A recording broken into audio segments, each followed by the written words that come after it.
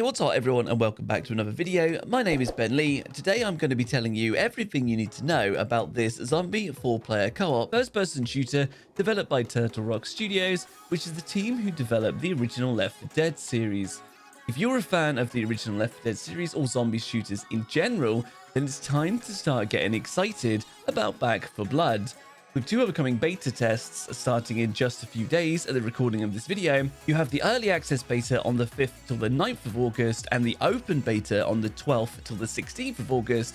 There's a good window here to be able to get your hands on the game and try it for yourself. To get into the beta, you can either enter my early access beta code giveaway, and more information on that shortly, so make sure to watch the whole video so you don't miss it. Or you can buy your way in through the early access of the game, and over here in the UK on Steam, it's £49.99 for the base version of the game, £79.99 for the deluxe, and £89.99 for the ultimate edition. With all editions, you'll gain early access to the open beta. However, with the deluxe, you'll also get the Fort Hope weapon skin pack, 4 days early access to the game on release, and the annual pass for free upcoming DLCs. And with the Ultimate Edition on top of all that, you'll also get 4 character battle hardened skin pack and some digital in-game items. Now I do stream right here on YouTube, and I'll be streaming the early access beta as well as the open beta, so if you want to check out the game and hear my thoughts on it live, then remember to like the video and subscribe, and most importantly turn the post notifications on so you don't miss any of my future content. Now as I said, this is a 4-player co-op game which features a PvE and PvP mode, and starting with the PvE, you'll play as one of the 8 cleaners available in the game. These cleaners all have different unique abilities to help the team, and I'll go over all of those in a moment. It'll be up to the players to try and choose which of the cleaners to play and try and formulate a party that synergizes well with each other to beat the content. The aim is to survive till the end of the mission, taking on the zombies that are called the Ridden, while completing various tasks like holding an area or killing bosses, all the while avoiding traps such as alarmed doors that will trigger a horde of zombies rushing you. As well as there being various loot like grenades and ammo scattered throughout the missions, there will also be safe rooms which will allow you to catch your breath and also stock up on some supplies before continuing on to hopefully survive to fight another day. You'll spend copper, which is a resource that you'll pick up throughout the missions as well, to be able to buy these items. And on a side note, you can also play solo or in smaller groups, and the other characters will join you as bots, but there will be full matchmaking in the game, as well as full cross-gen and cross-play, which makes me very excited to be able to say that. So moving on to the PvP, there is a separate game mode called Swarm. This is a 4v4 cleaners versus Ridden fighting experience where the players will battle off in a best-of-3 mode, taking turns with whom you play. As the cleaners, you'll get to pick your character, and then there is a timer which counts upwards, and it's your job to survive as long as possible. You'll have a short moment to scavenge for supplies before the Ridden start to spawn. Once the cleaners all die, the timer stops, and then it is the other team's time to try and beat the timer. To make matches not last too long as well, there is a battle royale circle barrier similar to that in like PUBG that closes in and shrinks the playable area, forcing players into smaller and smaller areas until the match ends. As the Ridden, you'll play as one of 9 playable zombie characters, and it is your aim to kill the cleaners as quickly as possible. You'll earn points as you play, which will allow you to purchase mutations, allowing the Ridden players to buff their team by either adding special features to the special Ridden that they play, or even just buff the general AI-controlled zombies that you play alongside of. The matches aren't designed to be too long, allowing you to have quick fun and swap sides to play as both the cleaners and the Ridden. Okay, so as I said before, let's take a look at the available characters in the game. First off, we have Walker. Now, Walker has an increase to damage, increase to team health, and precision kills increase accuracy. And next up, we have Doc, who has the ability to heal low health allies, even without any medical items. She also boosts healing efficiency and increases team trauma resistance. Then we have Carly, who can sense hazards, has +1 quick inventory, and increases team U speed. Then next up from that is Jim. Now he's the sniper with ADS speed increase, which is aim down sights, team weak spot damage boost, and precision kills increase damage.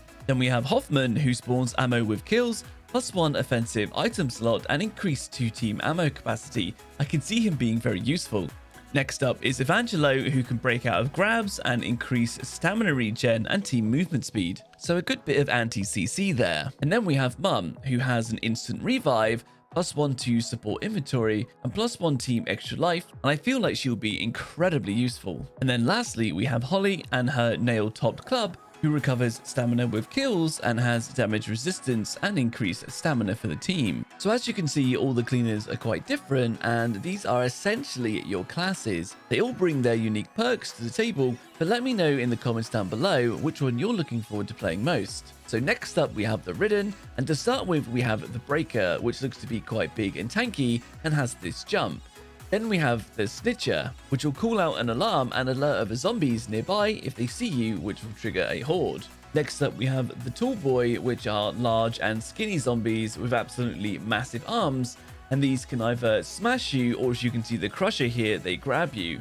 Next up we have the Reeker, who can either puke vomit to split enemies up or explode on death, dealing massive damage. And the Stinger, who is weak and agile and can spit at you from a distance and cling on to any surface. And then we have the absolutely massive Ogre, which is more of a boss, and they throw massive piles of meat at you. And then lastly, the Hag that will come at you and try to swallow you whole. Of course, you get the normal Ridden zombies, which are weak but can come at you in mass hordes, trying to overwhelm you.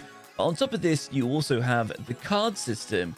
This is a roguelike addition to the game, which is meant to bring extreme replayability, and this is to make each run feel different and unique. So as you can see in the footage here, rewinding back, the second time they come down here, there's a Ridden up on the wall, and there's also a special Ridden Tallboy at the back there, where there wasn't in the first instance. So you can see that there is replayability here by the game director varying how the matches actually play out.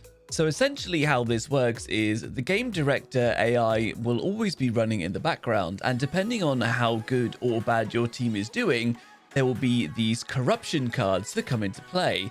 They will buff the enemies in ways such as adding more special Ridden or making the enemies tougher, even turning out the electricity or making it more of a time trial for the run. So it makes it really interesting and dynamic, which all comes together to give the game a really nice sense of replayability, mixing it up every time you do a run. So as well as there being corruption cards for the enemies, there's also cards for yourself. And these vary dramatically from giving you extra ammo capacity to giving you a dagger instead of a push, and loads of others. And this is essentially how you make a build for the game, because you can make yourself, for example, like a medic with lots of healing cards and buffs that way, or even demolition cards to give yourself extra buffs that way. But you can also then count on me to do lots of build and guide videos, as you guys who know me know I love to do these. As you go through the game, you'll be able to unlock more and more cards and be able to specialize more and more, or just vary up your playstyle, and it's something that I'm actually really excited for.